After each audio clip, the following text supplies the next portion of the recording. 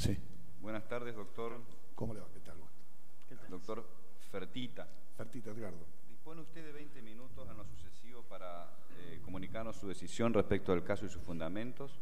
Sí. Luego de su intervención, el tribunal tiene la posibilidad de preguntarle o repreguntarle o sugerirle que se explaye sobre algunos tópicos vinculados a los pormenores del mismo caso. ¿Estamos? Bien. Gracias. Bueno, la conducta que se reprocha a los dos imputados consiste en la defraudación engañosa por suscripción de instrumento público y el desbaratamiento de derechos acordados. Ello, en base a haber conducido a su padre, los dos hermanos, conducido a su padre a una escribanía y hacerle suscribir con engaño, creyendo falsamente esta persona que realizaba una cesión de derechos y acciones hereditarias respecto a la sucesión de su esposa, y no que en realidad realizaba una cesión de derechos y acciones respecto de su hermano, que a la postre resulta damnificado en virtud de existir un acuerdo previo verbal por el que se le cedían también los derechos hereditarios con una promesa remuneratoria. Mejor dicho, con el pago de 120.000 pesos. Bueno, el primero es un delito que se consuma con fraude. El segundo es el delito de desbaratamiento de derechos acordados que se consuma por el abuso de confianza.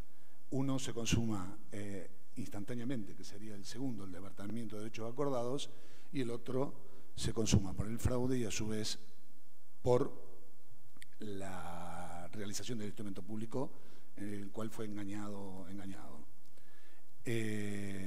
Estos dos delitos tienen particularidades.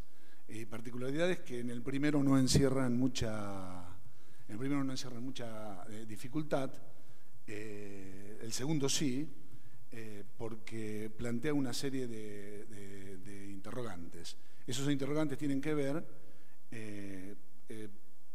con esto.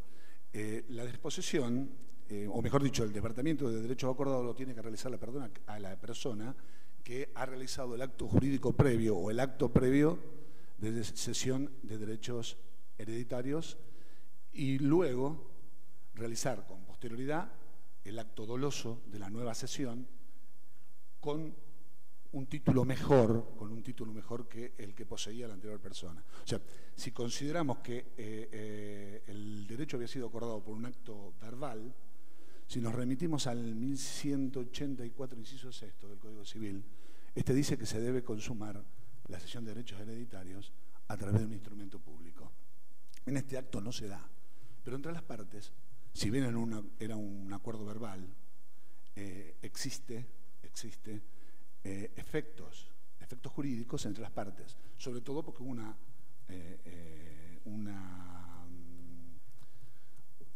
erogación de 120.000 pesos.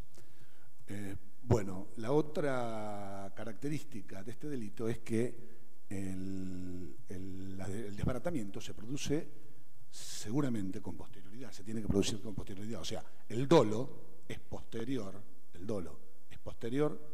al primer acuerdo que considero que se configuró. Segundo, tenemos que ver quién es el autor. Yo dije que el autor de este delito era la persona que ya había realizado primigeniamente la cesión de derechos y acciones hereditarios. Pero hay algunos autores que consideran que puede ser cualquier persona. Si nos metemos en esta teoría que puede ser cualquier persona, encontramos que los dos imputados pueden ser autores del delito de desbaratamiento de derechos, autores mediatos. ¿Por qué? Porque lo influencian a su padre en un único acto, en el acto de la suscripción engañosa del documento público, a los efectos que lo otorgue, y así efectivizar y consumar instantáneamente el desbaratamiento de derechos acordados.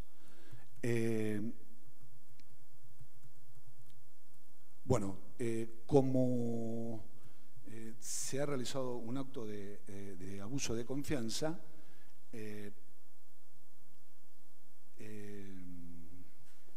tengo por consumado el delito.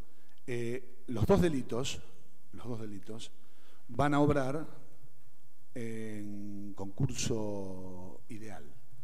¿Por qué?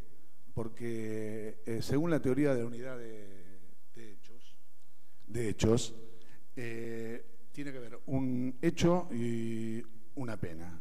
El hecho puede abarcar pluralidad de acontecimientos, de encuadramientos penales. Va a haber una resolución delictiva. Por lo tanto, el primer delito, al consumarse el primer delito, se consuma el segundo, que es el desbaratamiento de derechos acordados. Bueno,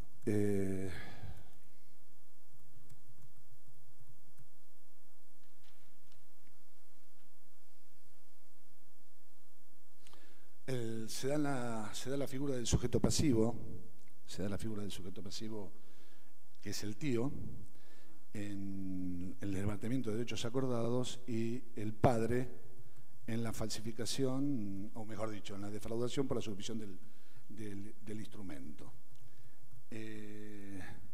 Encontramos que puede jugar la figura de una excusa absolutoria prevista en el artículo 185 del Código Penal, que, como prevé también las defraudaciones, y esas defraudaciones pueden jugarse 185. Lo que pasa es que, al concursar idealmente los dos delitos, encontramos que hay dos víctimas, una es el padre y, en definitiva, el tío.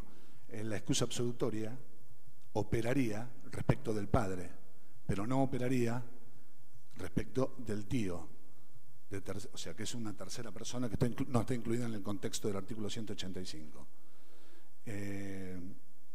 Por lo tanto,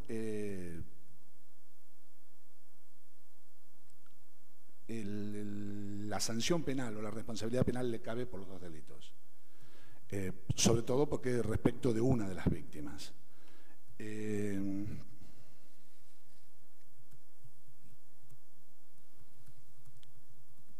Bueno, creo que ya dije lo que había más o menos esbozado.